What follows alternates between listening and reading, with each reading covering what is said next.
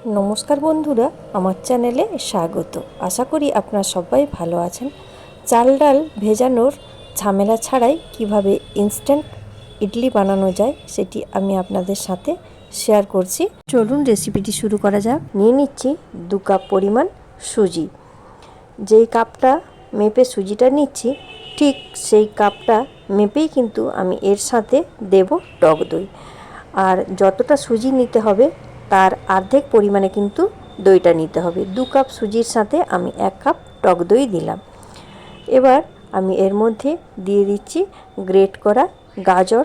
আপনারা আপনাদের পছন্দ মতো সবজি কিন্তু এর সাথে দিতে পারেন।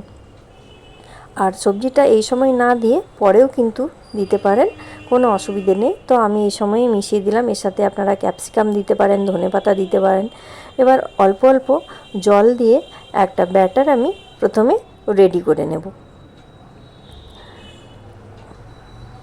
একটু ভালো করে মিশিয়ে নিচ্ছি। আর ব্যাটারটা দেখুন এই রকম হবে। এবার একটা ঢাকনা চাপা দিয়ে আমি এটাকে 15 থেকে 20 মিনিট মতো স্ট্যান্ডিং টাইমে রেখে দেব। দেখুন 20 মিনিট পর আমি ব্যাটারটা আপনাদেরকে দেখাচ্ছি কেমন হয়েছে। এর মধ্যে এই সময় দিয়ে দিলাম পরিমাণ মতো লবণ আর আরও অল্প একটুখানি জল দিয়ে ব্যাটারটাকে আমি পাতলা করে নেব। খুব সুন্দরভাবে ব্যাটারটাকে মেশাতে হবে। সমস্ত কিছু উপকরণ আপনারা কিন্তু সবজিগুলো আপনারা কিন্তু এই সময়েও দিতে পারেন। সুন্দর করে এটাকে জল দিয়ে আরও কিছুটা আমি পাতলা করে নেব। আপনারা থিকনেসটা দেখে বুঝতে পারছেন কীরকম ব্যাটারটা বানাতে হবে। আর খুব ভালোভাবে এটাকে কিন্তু একটু ফেটিয়ে নিতে হবে সময় ধরে। অন্যদিকে আমি কড়াইতে দিয়ে দিচ্ছি সাদা তেল 2 চামচ, তার সাথে দিয়ে দিলাম 1 চামচ গোটা জিরে, এর সাথে দিয়েছি কাঁচা লঙ্কা 3টে, দিয়েছি একটু কারি পাতা আর 1 চামচ দিয়েছি বিউলির ডাল। ফোড়নটা আমি একটু সুন্দর করে ভেজে নিচ্ছি লো টু মিডিয়াম ফ্লেমে। এবার এটা সুন্দর যখন একটা গন্ধ বেরোবে তখন আমি এই ফোড়নটাকে এই ব্যাটারটার মধ্যে দিয়ে দিলাম। দিয়ে এবার এটাকে ভালো করে আবারও মেশাতে থাকবো। কাঁচা লঙ্কাটা আপনারা যে যার পছন্দ মতো দেবেন। কেউ যদি বেশি ঝাল পছন্দ করেন তো বেশি ঝাল দিতেই পারেন, বেশি লঙ্কা।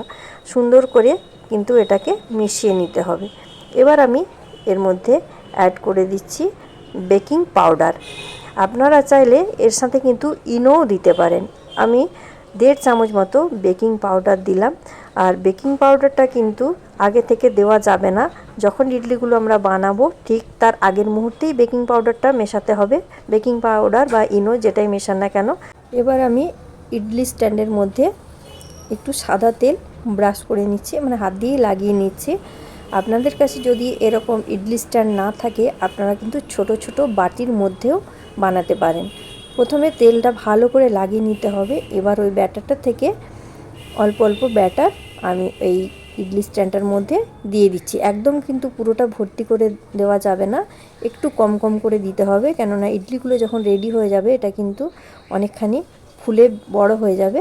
সেই কারণে একটু অল্প অল্প ফাঁকা রেখেই কিন্তু ব্যাটারটা আপনাদের দিতে হবে। সমস্ত স্ট্যান্ডগুলোর মধ্যে দিয়ে আমি রেডি করে নিয়েছি। এবার সুন্দরভাবে সেট করে নিয়ে আমি এটাকে গরম জলের মধ্যে দিয়ে দেবো। অন্যদিকে জলটা আমি গরম হতে দিয়েই রেখেছিলাম। জলটা দেখুন ফুটে উঠেছে।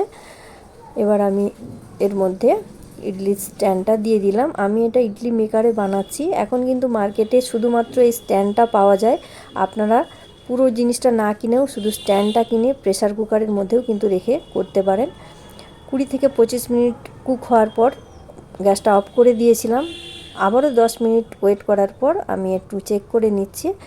দেখুন ইডলিগুলো কিন্তু একদম রেডি হয়ে গেছে, চামচের গায়ে কিন্তু একদম লাগছে না। এবার আমি একটা একটা করে প্লেট এখান থেকে বের করে নেব।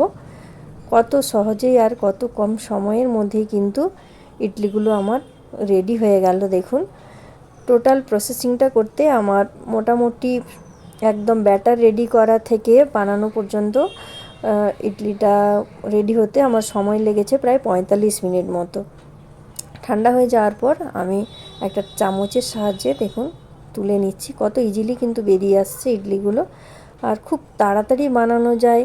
আপনারা সকালের টিফিনেও কিন্তু খেতে পারেন, রাত্রের ডিনারেও অনেক সময় খাওয়া যায়। দেখুন ইডলিগুলো একদম রেডি হয়ে গেছে। আমি এটা নারকেলের চাটনির সাথে সার্ভ করছি। নারকেলের চাটনির রেসিপিটা আপনারা সবাই জানেন, আমি আর সেটা আপনাদেরকে দেখালাম না। যদি আমার এই রেসিপি আপনাদের ভালো লেগে থাকে তাহলে অবশ্যই কিন্তু বাড়িতে ট্রাই করবেন। কমেন্ট করে জানাবেন আমার এই রেসিপি কেমন লাগলো। আজ এই পর্যন্ত, আবার দেখা হবে অন্য কোনো রেসিপি বা ভিডিও নিয়ে। ধন্যবাদ।